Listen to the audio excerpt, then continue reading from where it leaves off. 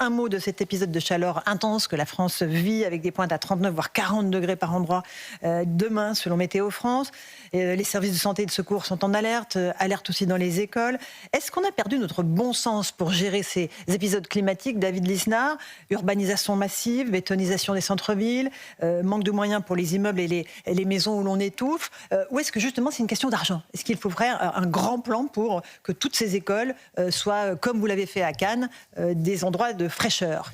Les deux sont liés, c'est-à-dire qu'on a perdu le bon sens en général, de toute façon, et effectivement, il faut s'adapter à ces conditions climatiques.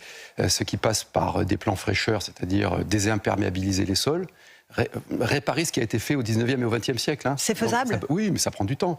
Ça prend du temps. C'est pareil. Vous voyez les centres-villes? C'est pareil pour la lutte contre les inondations. Donc c'est faisable, ça se fait progressivement. On plante des arbres moi je vois beaucoup de communes en France, je sillonne le pays, où les maires ont pris le dossier à bras le corps. Après c'est une question de moyens. On nous restreint les moyens, on nous augmente les obligations, donc il y a forcément un hiatus.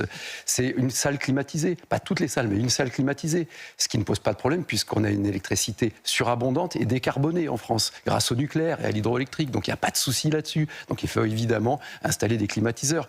Partout, c'est une salle plus fraîche que les autres. Et moi je le vois, quand on a des seuils de chaleur élevés, eh bien les élèves se regroupent. C'est souvent la salle du réfectoire parce qu'on peut y accueillir plusieurs classes et on doit tenir la classe. On doit surtout ne pas interrompre l'école.